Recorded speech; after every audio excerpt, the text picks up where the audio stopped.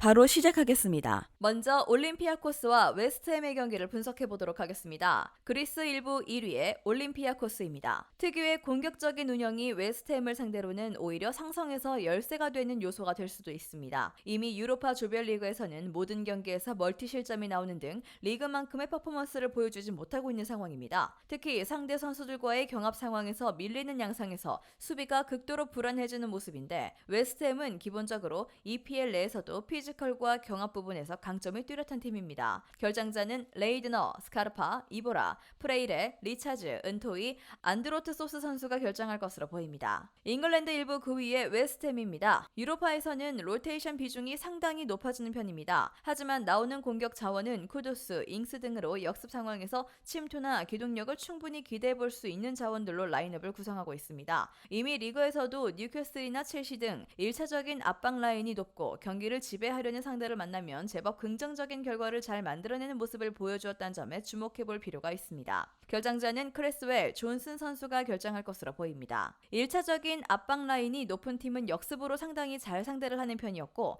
로테이션 멤버들도 역습 상황에서 힘을 상당히 발휘해낼 수 있는 구성을 유지하고 있습니다. 올림피아코스가 경합 상황에서 밀리는 순간에 대한 대응이 뚜렷하진 않은데, 웨스트햄은 적어도 피지컬로는 EPL 내에서도 밀리는 구성은 아닙니다. 웨스트햄의 승리를 기대해보는 매치입니다.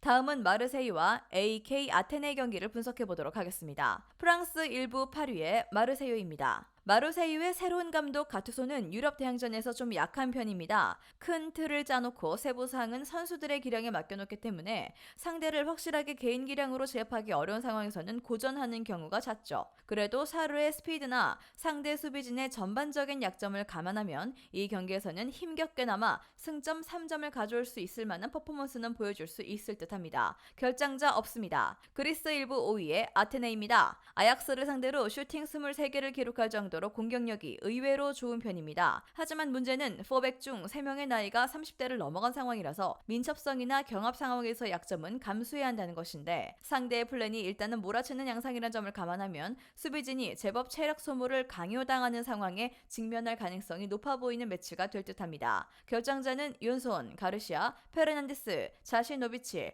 피자로 선수가 결정할 것으로 보입니다. 일단은 공격적으로 밀어붙이면 수비진의 노쇠화가 전반적으로 심각한 현재 아테네가 크게 부담을 느낄 수 있을 것입니다. 물론 개인 기량에 제법 크게 의존하는 양상이 강한 마르세유가 아테네를 상대로 큰 스코어를 이길 수 있을 만한 상황인지는 더 지켜봐야 알 일이죠.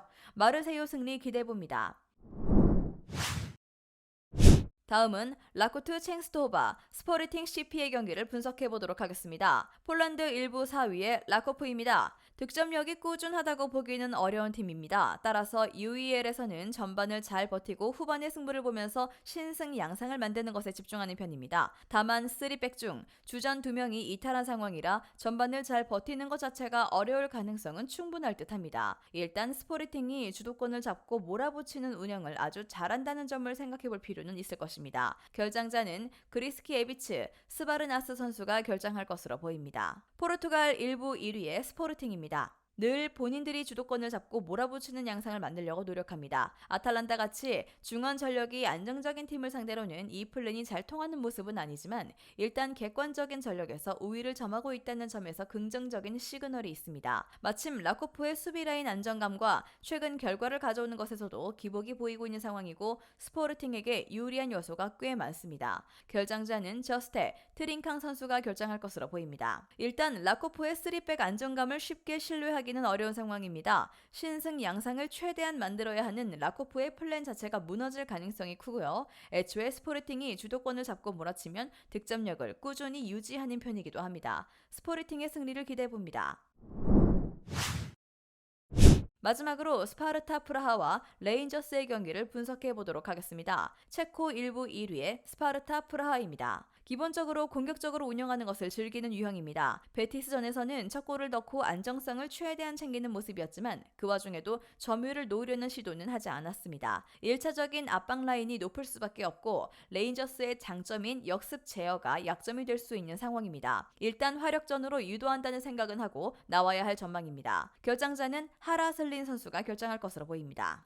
스코틀랜드 1부 2위의 레인저스입니다. 리그에서는 탑독이라서 자신들이 주도하는 면모를 자주 보여주는 편입니다. 하지만 UEL에서는 상당히 역습 지향적으로 움직여야 하는 전력인데 실제로 챔스 플레이오프에서 PSV를 상대로는 철저하게 역습으로 상대를 저격하겠다는 각오를 드러내기도 했죠. 물론 상대에게 점유율을 내주고 몰리는 상황에 대한 수비는 그다지 인상적이라고 보기는 어려운 상황입니다. 결장자는 도엘, 데이비즈, 다닐로, 마톤도, 로렌스, 시프 엔테스 선수가 결정할 것으로 보입니다. 일단 두 팀이 서로 공격적으로 나섰을 때의 성과는 충분한 편이고 스파르타 프라하는 레인저스의 역습이 두렵고 레인저스는 주도권을 상대에게 내준다는 것이 부담스러울 것으로 보입니다. 일단 주도권을 줄 가능성이 높은 쪽은 스파르타 프라하가 될 가능성이 높아 승부에서는 근소하게나마 홈팀의 승리를 기대해봅니다. 2.5오버를 추천해보는 매치입니다. 영상에서 알려드리는 내용들은 모두 1차 분석 내용들이며 2차 분석과 최종 조합픽은 영상 하단 고정 댓글 링크로 문의 주시면 안내 도와드리도록 하겠습니다. 시청해주셔서 감사합니다.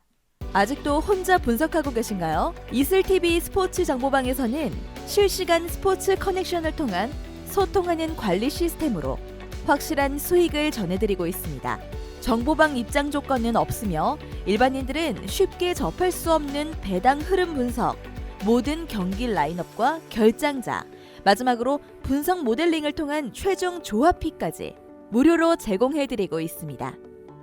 물론 마음에 안 들면 둘러보시고 나가셔도 됩니다. 혼자 하면 단기간으로 수익을 볼 수도 있겠지만 함께 하면 장기간으로 꾸준한 수익이 가능합니다. 정보방 무료 참여하시고 꾸준한 수익을 원하시는 분들은 영상 고정 댓글 링크로 문의 주시면 안내 도와드리겠습니다. 늦지 않았습니다. 함께 합시다.